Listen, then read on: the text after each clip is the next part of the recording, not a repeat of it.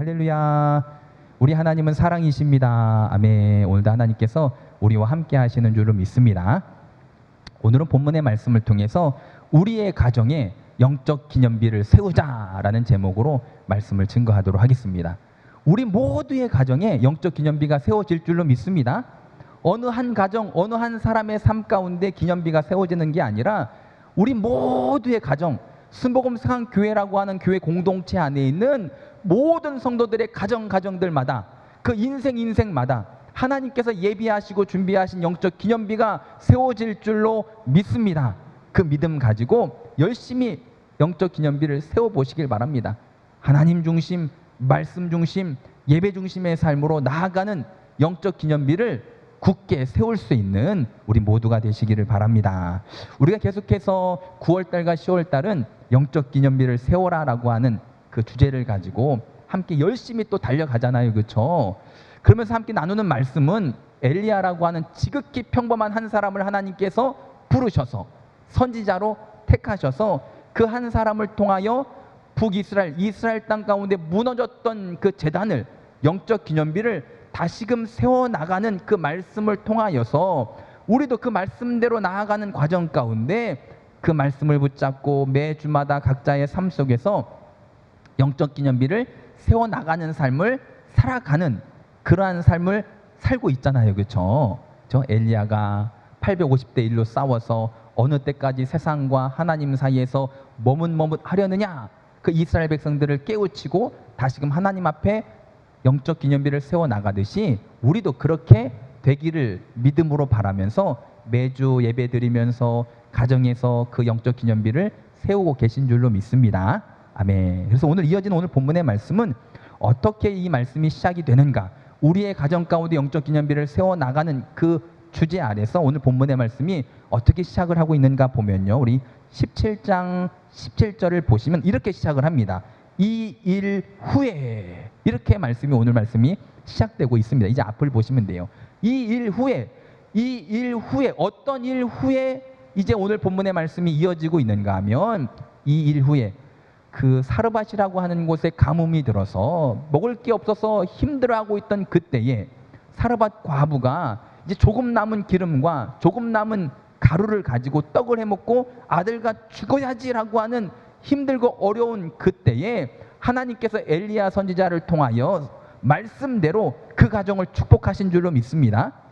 먹을 게 없어서 힘들어하고 있던 그때에 하나님께서 엘리야 선지자를 통해서 말씀대로 그 가정을 축복하셔서 하나님의 은혜를 경험합니다. 하나님의 축복을 경험합니다. 가루통에 가루가 떨어지지 아니하고 기름병에 기름이 그치지 아니하는 하나님의 은혜를 경험을 했어요.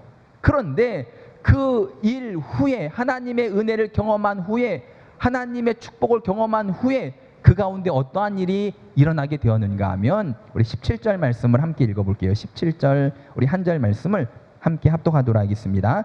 이 일 후에 그 집 주인 되는 여인의 아들이 병들어 증세가 심히 위중하다가 숨이 끊어진지라. 아멘. 보면 이 일 후에 하나님의 은혜를 경험하고 이제 행복한 삶을 사나보다 하는 그때에 그 일 후에 갑자기 행복 가운데 불행이 찾아오고 또한 하나님의 은혜를 누리다가 갑자기 그 이해하지 못하는 그런 고난과 고통이 찾아온 그러한 상황을 오늘 본문의 말씀에서 우리가 볼 수가 있습니다. 어떻게 보면 이 사르밧 과부에게 있어서 그 아들은 어떤 존재였을까요? 모든 사람들에게 아들들은 다 귀하고 귀하지만 혼자 살아가는 이 여인에게 그 아들은요, 자기 생명보다 귀한 존재였고 힘들었어요. 정말 과부로 살아가는 게 참 힘들었지만 그럼에도 그 아들, 그 바라보면서 그 모든 어려움들을 이겨냈었는데, 그런데 그 희망, 마지막 희망과 같았던 그 아들이 죽었단 말이에요. 하나님의 은혜를 겪고 있던 그 과정 속에서 갑자기 그 가정 가운데 불행이 닥치는, 여러분 이러한 일들이 우리 인생 가운데도 여러분 종종 일어날 때가 얼마나 많이 있습니까? 이 일 후에 이제 좀 살만한가 싶었는데 결국 그것이 잠깐이었고 오히려 불행이 닥치는 그런 인생들이 우리 가운데 많이 있잖아요. 엘리야도 850대 1로 싸워서 영적 전쟁에서 위대한 승리를 거둡니다. 그렇죠? 위대한 승리를 거두고 막 승리 가운데 기뻐하던 그 엘리야가 이세벨이라고 한 여인이 엘리야를 잡아 죽이겠다고 하는 이야기를 듣고 로뎀나무 아래 가서 하나님 앞에 내 생명을 취해달라고, 즉 나를 죽여달라고 하나님 앞에 간구하는 모습을 통해서 알 수 있는 사실은 뭐냐면, 그 승리를 누리고 기뻐한 게 얼마 되지 않아서 결국 그 가운데 시련이 오기도 하고, 때로는 하나님께 주신 행복 가운데 즐거워하다가도 이해할 수 없는 고난과 고통이 우리를 갑자기 찾아올 때가 있더라는 것입니다. 이 사르밧 과부의 그 삶 가운데도 그러하였고, 결국 그로 인해서 하나님께서는요, 어떻게 우리가 우리의 가정 가운데 영적 기념비를 세워 나가야만 하는지를 깨닫게 하십니다. 오늘도 말씀을 통해서 깨닫는 은혜가 있게 되시기를 바랍니다. 또 말씀을 통해서 각 가정에 영적 기념비를 세워 나갈 수 있는 또 힘을 얻는 귀한 시간이 되시기를 바랍니다. 제가 아는 목사님도 결혼을 하셔서 오랜 시간이 지났음에도 아이를 얻지 못하는 그런 목사님 부부가 계셨어요. 그러다가 얼마나 기도를 했겠습니까? 뭐 성도들에게도 기도 요청을 하고 중보 기도하고 뭐 온 교회가 기도하다가 오랜 시간이 지나서 정말 귀하게 사모님이 임신을 하셨어요. 얼마나 기뻤겠어요, 그렇죠? 감사하고 기뻐가지고 막 헌금도 하고 성도들의 칭찬도 받고 막 박수도 받고, 그러는데 뜻하지 않게 유산을 했어요. 여러분, 이런 일이 얼마나 많습니까? 나는 이제 좀 사나보다 하는 그 시점에 이 일 후에 갑자기 찾아오는, 도저히 내가 아무리 생각을 해도 이해되지 않는 고난과 고통이 찾아올 때가 참 많습니다. 사르밧 과부도 그런 상황 가운데서 어떻게 반응하는가 하면 18절 말씀을 함께 읽어볼게요. 18절을 함께 읽습니다. 여인이 엘리야에게 이르되 하나님의 사람이여, 당신이 나와 더불어 무슨 상관이 있기로 내 죄를 생각나게 하고 또 내 아들을 죽게 하려고 내게 오셨나이까. 지금 엘리야에게 원망불평을 합니다. 자, 보세요. 이 일 후에라고 하는 그 사건은요, 우리에게 어떻게 작용을 하는가 하면, 이 일 후에라고 하는 일들은 그 일들마다 내가 지금까지 누려왔던 은혜, 내가 지금까지 받았던 그 축복을 오늘의 이 일 후에 나타난 그 고통이 더 커 보이게 만들고 더 큰 문제로 보이게 만들 때가 참 많다는 거죠. 우리가 여기까지 온 게 하나님의 은혜잖아요, 그렇죠? 지금까지 지내온 것 주의 크신 은혜라 라고 우리가 살아가다가 갑자기 이 일 후에라고 하는 사건이 터지면요, 지금까지 내가 받았던 은혜보다 내가 지금 당하고 있는 문제가 더 커 보이게 된다는 거죠. 내가 지금까지 누려왔던 하나님의 축복보다도요, 내 고통이 더 아프게 느껴질 때가 얼마나 많이 있습니까? 그래서 이 사르밧 과부도 어떻게 보면 그 가뭄 가운데 먹고 살기 힘들어서 남은 가루와 기름을 가지고 먹고 죽어야지 했던 그 인생 가운데 하나님의 은혜로 축복으로 먹고 살게 되었던 그 상황 속에서 이 일 후에라고 하는 사건이 터지자 원망을 합니다. 엘리야를 원망하고 엘리야의 하나님을 원망합니다. 여러분, 이게 우리의 모습이라니까요. 내가 지금까지 누려왔던 은혜보다도 축복보다도 당장에 내 아픔이 더 아프게 느껴지고 그 문제가 더 커 보이는 그런 상황 속에서 어떻게 우리가 우리의 가정 가운데 영적 기념비를 세울 수 있냐는 거죠. 아니, 우리 모두가 하나같이, 우리 모두가 동일하게 우리의 각 가정마다 영적 기념비를 세우려면 우리가 어떻게 해야 되냐는 거죠. 여러분, 오늘도 말씀을 통해서 그걸 깨닫게 되시길 바랍니다. 아멘. 어떻게 하면 우리의 가정 가운데 영적 기념비를 세울 수 있는지를 오늘도 깨닫는 은혜가 우리 가운데 있게 되시기를 바랍니다. 어떻게 보면 지금 사르밧 과부가 엘리야에게 당신이 나랑 무슨 상관이길래 나한테 찾아와서 우리 가정 가운데 이러한 고난이 닥치게 합니까? 라고 원망을 하고 있지만, 솔직히 엘리야랑 무슨 상관이 있습니까? 그 아들이 병들어 죽은 게 엘리야 때문입니까? 아니잖아요, 그렇죠? 여러분, 그런 것처럼 우리가 당장의 문제 속에서 누군가를 원망하고 불평하기보다는 오히려 그 가정 가운데 영적 기념비를 세우기 위해서 여러분 바르게 신앙생활할 수 있는 우리 모두가 되시기를 주님의 이름으로 축원을 드립니다. 그러면 무엇이 중요한가? 우리가 우리의 가정에 영적 기념비를 세우려면 무엇이 중요하냐면요, 하나님을 바로 알아야 될 줄로 믿습니다. 우리 하나님을요, 내가 바로 알아야 된다니까요. 한번 저를 따라서 해볼게요. 하나님을 바로 알자. 하나님을 바로 알자. 여러분, 하나님을 바로 아시기를 바랍니다. 하나님 알기를 힘써 노력해야 됩니다. 말씀을 보면요, 지금 영적 기념비를 세우려면 우리 각 가정마다 영적 기념비를 누가 세우라고 하는 걸까요? 이게 참 중요하거든요, 여러분. 그냥 순복음상교회 담임 목사인 김호인 목사가 세우라고 하는 것으로 들리면요, 죽어도 못 세웁니다. 이래서 못 세우고 저래서 못 세우고 아무것도 못 합니다. 그런데 오늘도 하나님께서 우리의 가정마다 영적 기념비를 세워라라고 하는 말씀으로 들려진다면요, 또 누구든지 세울 수 있는 것이 영적 기념비인 줄로 믿습니다. 하나님께서 원하시는 거예요. 여러분의 가정이 정말 영적 기념비가 굳건하게 세워져서 하나님 중심, 예배 중심, 말씀 중심의 삶을 살기를 누가 원하시냐? 인간 김호윤이 원하는 게 아니라 하나님이 원하시는 줄로 믿습니다. 하나님께서 그 기념비가 세워지기를 간절히 원하시고 바라시기에 오늘도 예배의 자리에서 말씀을 통해서 내가 듣게 하고 깨닫게 하시는 줄로 믿습니다. 그런데 오늘 본문 말씀 보니까요, 사르밧 과부는 하나님의 은혜를 경험을 했어요. 그렇죠? 가뭄 가운데 가루통에 가루가 끊어지지 않고 기름병에 기름이 멈추지 않는 그 은혜를 경험을 했습니다. 그런데 그 은혜를 경험을 하였고 그 축복을 경험을 했음에도 불구하고 하나님을요, 아직 잘 모르고 있었던 모습을 우리가 성경을 통해서 볼 수가 있습니다. 근데 오늘날 많은 성도들도 이 사르밧 과부 같은 인생을, 아니 사르밧 과부 같은 신앙생활을 사는 사람들이 많아요. 하나님의 은혜를 경험하였고 경험하고 있고 앞으로도 경험하게 될 그러한 성도들조차도 하나님을 제대로 알지 못한 채 신앙생활하고 있는 사람들이 많이 있다니까요. 여러분, 하나님을 바로 알게 되시기를 주님의 이름으로 축원을 드립니다. 우리 하나님은 우리의 예배를 기쁘게 받으실까요? 안 받으실까요? 우리가 예배 드리는 것을 기뻐하실까요? 기뻐하지 않으실까요? 이건 누구나 아는 그런 질문이잖아요, 그렇죠? 하나님은 우리의 예배를 기뻐하십니다. 여러분들이 드리는 이 예배를요, 기쁘게 받으십니다. 그런데 이사야서 말씀을 보면요, 예배 드리러 왔다가 돌아가는 사람들에게 이사야 선지자가 뭐라고 이야기하냐면 마당만 밟고 간다라고 이야기합니다.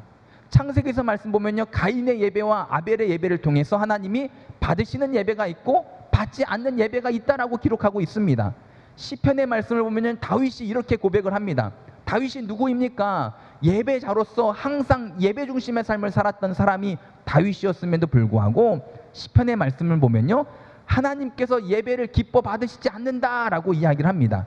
무슨 얘기입니까? 우리 하나님은 예배를 기쁘게 받으시는 하나님이시고 다윗은 온전한 예배자로 섰던 사람인데 그 다윗이 뭐라고 고백하냐면 우리 하나님은 예배를 기뻐하지 않는다라고 이야기한다니까요. 무슨 얘기냐면 하나님은요, 우리의 예배를 기쁘게 받으시는 하나님이시지만 바르게 드리지 않는 예배는요, 하나님께서 받으시지 않는다라는 거예요. 우리가 하나님을 바로 알고 예배를 드려야 된다라는 사실입니다. 그렇지 않으면 나는 지금 예배를 드렸다고 생각을 하고 나의 예배는 하나님께서 받으셨다고 생각을 하고 나는 성도로서 할 일 했다고 생각을 하는데 하나님은요, 왜 마당만 밟고 가느냐라고 이야기하실 수 있다라는 사실입니다. 하나님을 바로 알고 하나님께서 받으시는 예배를 드릴 수 있는 그런 저와 여러분들의 삶이 다 되시기를 주님의 이름으로 축원을 드립니다. 무슨 얘기냐면 지금 사르밧 과부 이 여인의 삶 가운데 여러분 큰 고난이 찾아왔습니다. 큰 고통이 찾아왔습니다. 큰 불행이 찾아온 거잖아요, 그렇죠? 그러자 이 여인이 뭐라고 이야기하냐면 내 죄로 인하여서 우리 아들이 죽었다라고 이야기를 하고 있는 거예요. 죄책감을 가지고 있는 거죠. 오늘날 아니 우리나라도 그런 정서를 가지고 있는 것 같습니다. 그렇죠? 자녀들을 향해서 자녀들이 잘 되면 여러분 가서 누구 탓을 할까요? 우리 아들이 똑똑해서 우리 딸이 잘나가지고 그러니까 자녀들이 잘 되면요, 자녀들 칭찬하느라고 아주 그냥 성도들이 보면요 그냥 입에서. 그런데 이 자녀들이 조금이라도 잘못되면 어떤 생각들을 먹을까요? 자녀들이 잘 될 때는요 다 그 아들이 잘나고 똑똑하고 뭐 그래서 그렇다고 이야기하던 그 부모들이요, 아이들이 조금만 힘들고 조금만 어려우면요 다 내 죄 때문이라고 나 때문이라고 이 애비가 못나서 그렇다고 죄책감을 가지고 있을 때가 얼마나 많습니까? 그런 것처럼 이 사르밧 과부 여인은 아들의 죽음을 내 죄 때문이라고 죄책감을 가지고 있는 그런 모습을 우리가 성경을 통해서 볼 수가 있잖아요, 그렇죠? 그러면서 하는 말이 뭐냐면 우리 아까 읽었던 18절 말씀을 보면 나와 더불어 무슨 상관이 있기로 내 죄를 생각나게 하고 또 내 아들을 죽게 하려고 내게 오셨나이까? 지금 이 사르밧 과부가 자기의 인생을 그렇게 판단하고 있는 거예요. 엘리야와 엘리야의 하나님 때문에 내 죄가 드러났고 그 죄 때문에 우리 아들이 죽었습니다 라고 이야기하는 거죠. 왜 이렇게 그 인생을 판단을 하고 있는가 하면 신에 대한 잘못된 이해 때문인 거죠. 그러니까 일반적으로 이방신, 우상들을 섬기는 사람들은요, 자기가 뭔가를 해가지고 얼레고 달래서 내 죄 때문에 신이 화가 나가지고 우리의 삶에 진노할 때에 그 신을 얼레고 달래서 그 진노를 멈추게 하려고 하는 것이 일반 신을 섬기는 사람들의 그런 신앙심인 거죠. 마찬가지로 이 사르밧 과부 여인도 우상을 숭배하던 곳에서 신에 대한 잘못된 이해 때문에 신은 내 죄를 트집 잡아서 우리의 삶 가운데 진노하는 신이다라고 생각을 하고 있었던 거죠. 즉 엘리야가 오지 않았다면 내 죄가 드러나지 않았을 거고, 그러면 신이 그 죄 때문에 우리 집에 불행을 주지 않았을 텐데, 엘리야가 우리 가정에 옴으로 말미암아 내 죄가 드러나서 그 죄 때문에 우리 아들을 죽게 만들었다라고 자기 인생을 판단하고 있는 거예요. 이게 제대로 된 판단일까요? 여러분, 아니라는 거죠. 우리 하나님이 어떤 하나님이신지를 바르게 알아야 됩니다. 우리 하나님은요, 성경에 보면요, 여러분, 선하신 하나님이십니다. 여러분 믿으십니까? 우리 하나님은요, 선하신 하나님이세요. 우리 하나님은요, 그 인자하심이 영원하십니다. 내가 아무리 죄를 짓고 죄 가운데 죄의 구렁텅이에서 막 뒹굴르고 있다 할지라도요, 하나님은 결코 우리를 그 죄 때문에 버리지 않습니다. 상한 갈대를요 꺾지 않습니다. 꺼져가는 등불을요 끄지 않습니다. 우리 하나님은요 사랑의 하나님이십니다. 로마서 말씀 보면요, 우리가 여전히 죄인 되었을 때에 우리가 잘나고 멋있고 말씀대로 살아서 우리를 사랑하신 게 아니라, 우리가 여전히 죄인 되었을 때, 여전히 원수 되었을 때에 우리를 사랑하사, 여러분들을 사랑하사 독생자 예수 그리스도를 이 땅 가운데 보내셔서 죽기까지 사랑하신 하나님의 사랑에 대해서 기록하고 있습니다. 하나님은 그런 하나님이십니다. 우리가 죄를 지을 때마다 그 죄 하나하나에 심판하시고 정죄하시고 진노하시는 하나님이 아니라, 여러분, 우리를 끝까지 사랑하시고 아무리 죄로 인해서 넘어지고 쓰러진다 할지라도 우리를 버리지 않으시고, 그런 나를 위해서 예수 그리스도를 이 땅 가운데 보내주셔서 죽기까지 사랑하신 하나님이 우리의 하나님이심을 깨달으시고 그 하나님을 바로 아시기를 바랍니다. 사탄은요, 끊임없이 나로 하여금 나의 죄를 바라보게 만듭니다. 여러분, 악한 마귀는요, 나로 하여금 내가 저지른 죄, 그 죄를 계속 묵상하게 만든다니까요. 그래서 야, 너 같은 게 무슨 예배냐? 예배도 드리지 말고 그 죄로 어딜 가냐? 교회도 가지 말고 너는 그 죄책감에 살아라. 죄를 묵상하고 죄를 바라봄으로 하나님께 가지 못하게 만듭니다. 근데 우리 하나님은요, 우리로 하여금 무엇을 바라보게 하시나요? 믿음의 주요 우리를 온전케 하시는 이인 예수님을 바라보게 하시잖아요. 그렇죠? 나의 죄를 바라보고 하나님께 나오지 못하는 인생이 아니라 죄투성이이지만 그럼에도 하나님을 바라보며 죄를 가지고 하나님께 나오라는 거예요.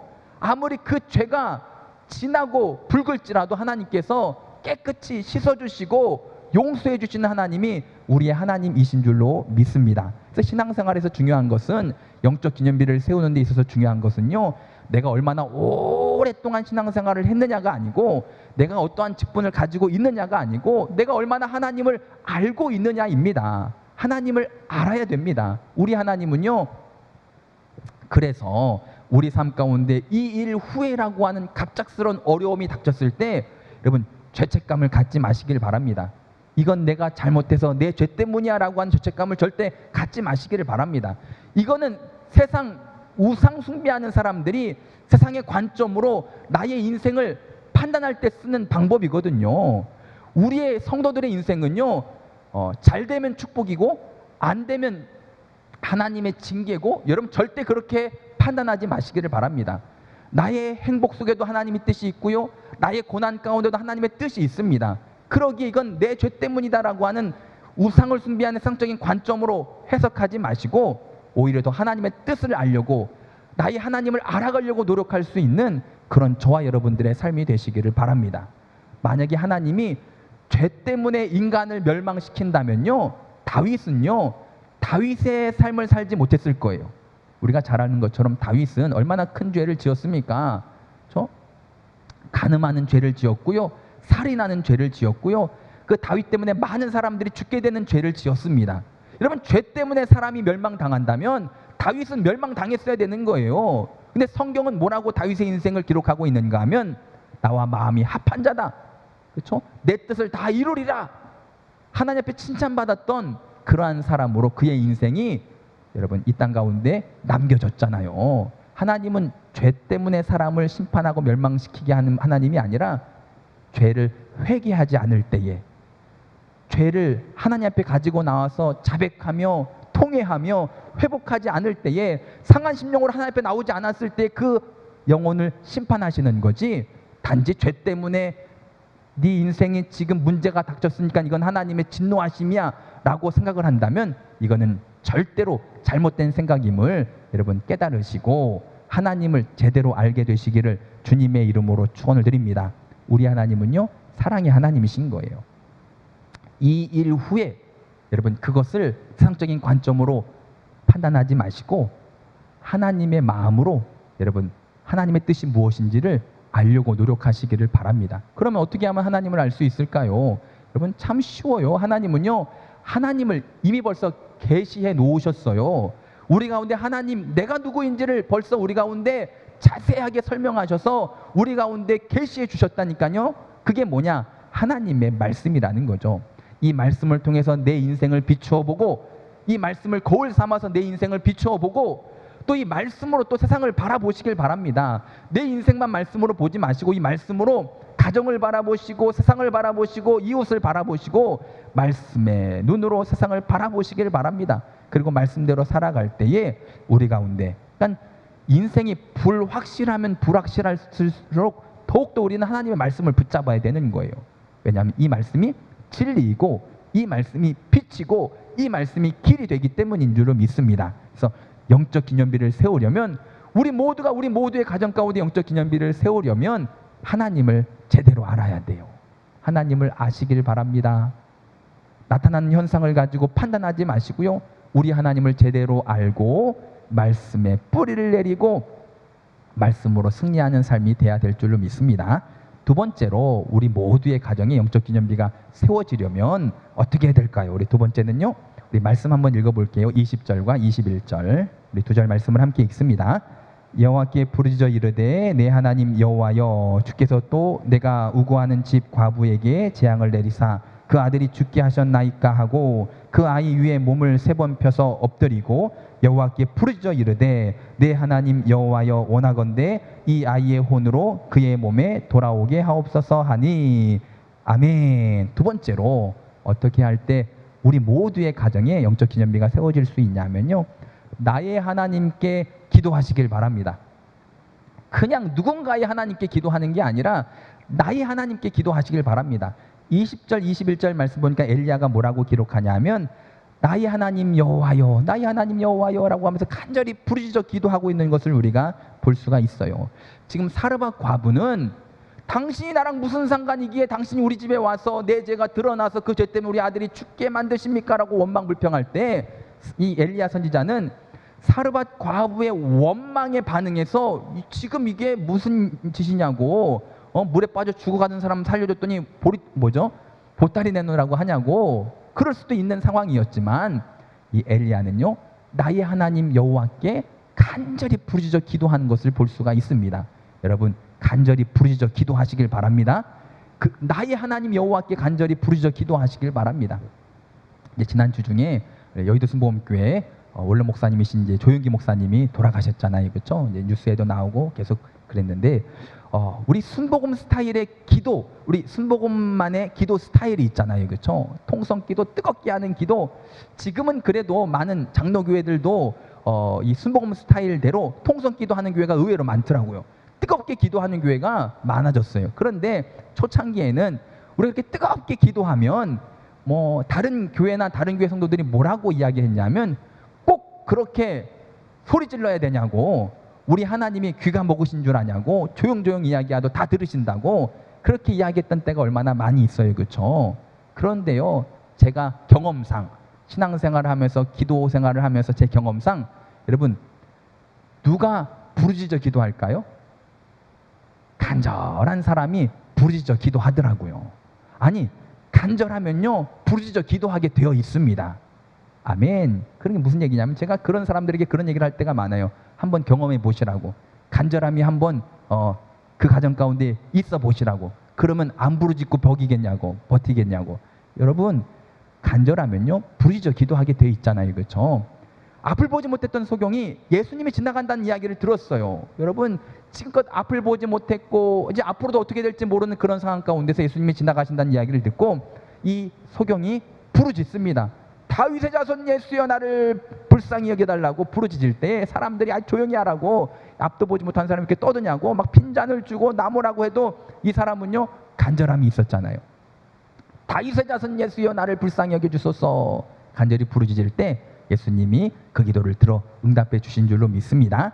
지금 엘리야가 기도합니다. 참 누구에게 기도합니까? 나의 하나님 여호와, 나의 하나님 여호와에게 기도하는 거예요. 그 의미는 뭐냐면 나를 선지자로 부르신 여호와여, 나를 까마귀를 통해서 공급해 주신 여호와여, 나를 말씀대로 사르밧 과부의 가정 가운데 은혜를 끼치게 하신 여호와여, 나의 하나님 여호와여, 나의 기도를 들어달라고 간절히 기도하는 거예요. 여러분 우리에게도요 나의 하나님 여호와가 있어야 되는 거예요. 내 삶 가운데 내가 말씀대로 살아갔던 그 순종을 통해서 나를 만나 주셨던 하나님, 나와 동행하셨던 하나님, 내 삶 가운데 역사하셨던 그 하나님, 내가 경험한 그 하나님이 있냐는 것입니다. 여러분 우리 가운데 그 하나님이 있어야 될 줄로 믿습니다. 내가 만났던 하나님, 내가 경험했던 하나님, 내가 체험했던 살아계신 하나님, 그 하나님 우리 가운데 있을 때에 하나님 그때 나를 만나 주셨잖아요. 까마귀를 통해서 나를 공급해 주셨잖아요. 하나님 말씀대로 했을 때 그 사르밧 과부의 삶 가운데 은혜를 베풀어 주셨잖아요. 하나님, 나의 하나님, 이제 이 가정 가운데 이 고통을 들으시고 응답해 달라고 하는 간절한 기도가 있었던 것처럼 우리에게도요 나의 하나님이 있어야 돼요. 나의 하나님, 나의 하나님, 나와 함께 하신 하나님, 주님 뜻대로 살기 원하여 이처럼 간구합니다. 아버지, 아버지, 죄인 부르신 아버지, 감사합니다, 감사합니다, 늘 찬송하게 하소서. 아멘. 나의 하나님, 나의 하나님, 나와 함께 하신 하나님, 그 하나님이 있느냐는 거죠. 다윗의 인생을 보세요. 여러분 항상 하나님을 부를 때, 찾을 때 뭐라고 부르십니까? 뭐라고 찾습니까? 여호와는 누구의 목자시니? 나의 목자시니. 내가 경험했거든요. 나의 목자가 되셔서 양같은 내 인생을 이끌어 주시고 보호해 주시고 함께 하셨던 그 하나님을 다윗은 경험을 했거든요. 여호와는 나의 목자시니, 여호와는 나의 산성이십니다, 피난처이십니다, 방패이십니다. 왜요? 다윗은 경험을 했거든요. 정말로 사방으로 우겨쌈을 당했을 때 하나님께서 피할 바위가 되어주시고 피난처가 되어주시고 산성이 되어주시고 나의 목자가 되어주셨던 그 인생이 다윗에게는 있었거든요. 그러니까 기도할 때마다 다윗은 하나님을 찾습니다. 그냥 누군가의 하나님이 아니라 나의 하나님, 나의 하나님, 나의 산성이 되어주셨던 하나님, 나의 목자가 되어주셨던 하나님, 나의 피난처가 되어주셨던 하나님, 오늘도 이 문제에도 이 시간에도 그 하나님 나와 함께하여 주시옵소서라고 했던 간절한 기도가 있었던 것처럼 우리에게도요 나의 하나님이 있어야 될 줄로 믿습니다. 나의 하나님만 있으면요 사망의 음침한 골짜기를 지날지라도요 결코 해를 두려워하지 않게 됩니다. 하지 말라고 해서 안 하는 게 아니라, 왜? 나의 하나님이 누군지 나는 알거든요. 경험을 해서, 체험을 해서 나의 하나님을 찾으면 또 오실 것을 내가 알거든요. 여러분 나의 하나님을 만난 경험이 우리 가운데 있어야 돼요. 그러려면 우리가 어떤 삶을 살아야 되냐면 육적인 삶이 아니라 영적인 삶을 살아야 됩니다. 영적인 삶을 사시기를 바랍니다. 영적인 삶, 육적인 삶 어떻게 구별할 수가 있냐면요, 육적인 삶은요 상황에 의해서 살아가는 거예요. 바쁘면 바쁜 대로, 피곤하면 피곤하니까, 일 있으면 일이 있으니까, 코로나 시대는 코로나 시대니까 그 상황에 따라서 살아가는 사람들은요 그냥 육에 속한 사람인 거예요. 그냥 이 땅의 사람인 거죠. 밥 먹어서 배부르면 좋고 배고프면 힘들고, 그냥 육적인 사람은요 상황에 따라서 살아가는 사람이라면 영적인 사람은요, 상황이 아니라 말씀에 의해서 살아가는 사람입니다. 어떠한 상황, 어떠한 환경, 어떠한 형편에서도요, 말씀대로 나아가는 사람이 영에 속한 사람이고, 육에 속한 사람은요, 이런 상황에는 그렇게, 저런 상황에는 저렇게, 이러니까 이렇게, 저러니까 저렇게 그냥 휘둘리며 살아가는 인생인 거죠. 여러분, 영적인 삶을 사시길 바랍니다. 말씀대로 사시길 바랍니다. 그래야지 나의 하나님을 만날 수가 있어요. 말씀대로 살아야지 코로나 시대에도 내 삶 가운데 역사하신 하나님을 만날 수 있고요, 고난 가운데도 역사하신 하나님을 만날 수가 있게 되는 줄로 믿습니다. 그렇게 하나님을 만난 나의 하나님, 그 나의 하나님께 기도할 수 있는 저와 여러분들의 삶이 되시기를 바랍니다. 하나님을 바로 알아야 되고요, 나의 하나님께 기도해야 되고요, 마지막 세 번째는 우리 말씀 21절 말씀 볼게요. 21절, 우리 21절 말씀을, 21절을 함께 읽습니다. 그 아이 위에 몸을 3번 펴서 엎드리고 여호와께 부르짖어 이르되 내 하나님 여호와여 원하건대 이 아이의 혼으로 그의 몸에 돌아오게 하옵소서 하니, 몸을 3번 펴서 엎드리고 간절하게 기도하는 거죠. 세 번째는요, 중보 기도가 있어야 됩니다. 오늘 말씀의 제목은요, 그냥 내 가정, 내 삶 가운데 영적 기념비를 세우자가 아니라요, 우리의 가정입니다. 우리의 가정. 같이 오늘 예배드리는 모든 성도들이 모두가 다, 모든 가정에 다 영적 기념비들이 크든 작든 그 기념비들이 굳건하게 세워지게 되시기를 바랍니다. 아멘. 그러려면요, 중보 기도가 반드시 있어야 되는 줄로 믿습니다. 자, 영적 기념비를 세우는 데 있어서 반드시 필요한 것은요, 서로가 서로를 위해서 기도해 주는 삶이, 그러기 위해서는요, 여러분, 우리가 영안이 열려서 옆에 있는 성도들의 삶이 보여야 됩니다. 미국에 가면 레드우드 국립공원이라고 있어요. 레드우드 국립공원. 그러니까 레드우드라고 하는 나무가 있는데, 우리나라 이름으로 하면 삼나무라고 하는 레드우드 나무가 있는데요, 그 높이가 제일 높게 자란 나무는요 113m까지 자란대요. 별로 안 놀랍죠, 여러분? 나무가 113m면요 정말 높은 거잖아요. 나무가, 여러분, 나무가 10m만 자라도 커 보이는데 113m면요 정말 큰 거예요. 그 나무의 허리둘레가요 7m래요. 둘레가 7m고요, 높이가 113m까지 자라는 이런 나무가 한두 그루가 있는 게 아니라 빽빽하게 있대요. 그래서 레드우드 국립공원이 된 거예요. 그래서 어떻게 이 큰 나무들이 오랜 시간 동안 그렇게 살아도 있고 높게도 자라고 이렇게 자랄 수 있는가를 이제 조사를 했더니요, 그 정답은, 그 원인은 어디 있었는가 하면 땅 속에 있었어요. 땅 속에.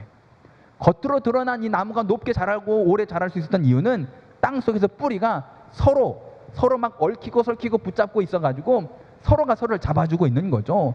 한 나무가 약해져가지고 막 흔들게 되면요, 그 옆에 있던 나무가 뿌리를 잡아주는 거고, 또 내가 흔들리면요 옆에 있던 나무가 또 잡아주는 거고, 그렇게 서로 잡아서 모두가 다 높고 또 오래 살 수 있는 나무가 된 것처럼, 여러분, 모든 가정의 영적 기념비를 세우려면요, 나만 잘 돼선 될 수 없습니다.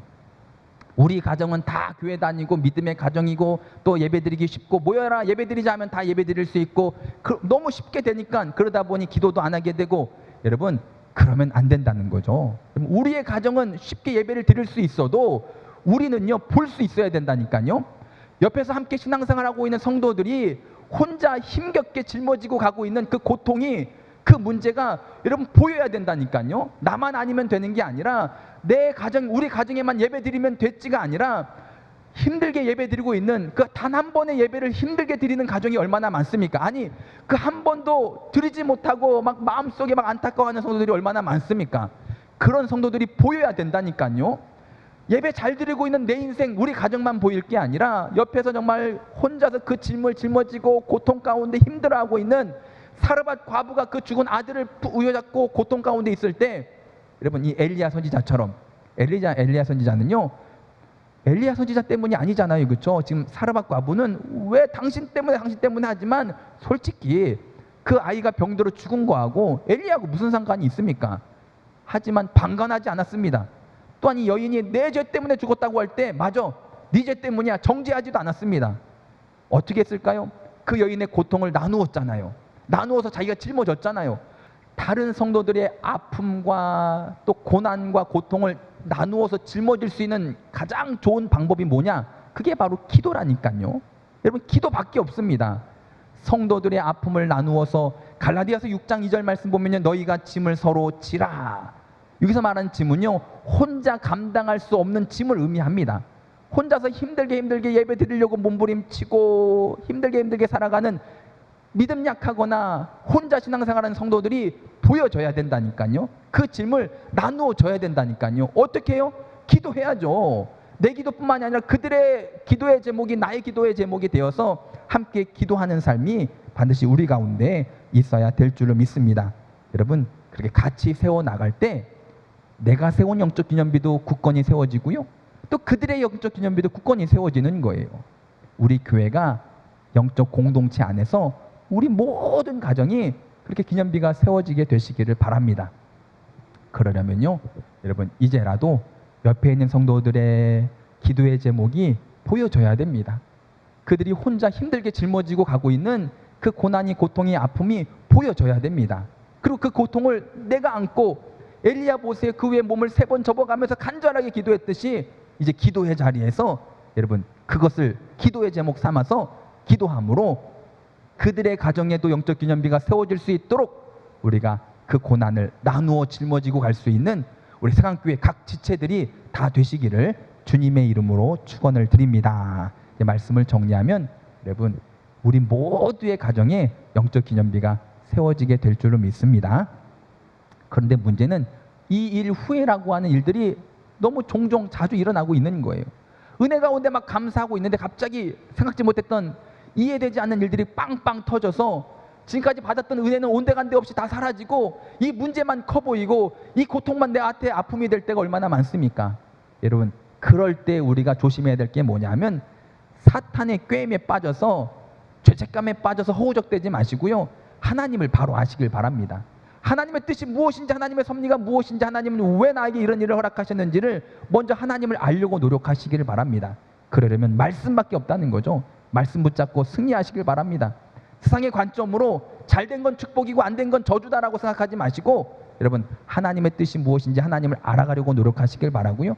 그러기 위해서 나는 영적인 삶을 살아가는 삶을 통해서 나의 하나님을 만나야 돼요. 학업 중에 만난 하나님, 가정에서 가정을 돌보면서 만난 하나님, 사업 중에 만난 하나님, 인간관계에서 만난 하나님, 사망의 음침한 골짜기에서 만난 하나님, 그 하나님을 내가 만나고 경험해야 된다니까요. 여러분 그 나의 하나님께 기도하는 삶을 살아야 되고요, 그리고 중보기도 하시길 바랍니다. 내 인생만 내 가족만 보였던 그러한 삶이었다면 이제는요, 옆에 있는 성도, 또 이 나라와 이 민족, 더 나아가 세계 선교를 위해서도 우리가 중보하며 나아갈 때 그렇게 세워진 영적 기념비는요, 나에게도 여러분 보세요. 이 하나님의 역사를 경험했던 엘리야, 사르밧 과부의 가정에도 좋은 일이었지만 엘리야에게도요, 이 경험이요 정말 그 어떠한 것보다도 값진 은혜가 되고 축복이 된 줄로 믿습니다. 내가 튼튼히 세워지려면요, 내 옆에 있는 성도들이 또 그렇게 돼야 됩니다. 우리 옆에 계신 분들 한번 우리 인사 나눠볼게요. 뭐라고 인사하냐면 당신을 위해서 기도하겠습니다. 당신을 위해서 기도하겠습니다. 정말로 기도해 줄 수 있는 그런 우리 성도들이 다 되시기를 주님의 이름으로 축원을 드립니다.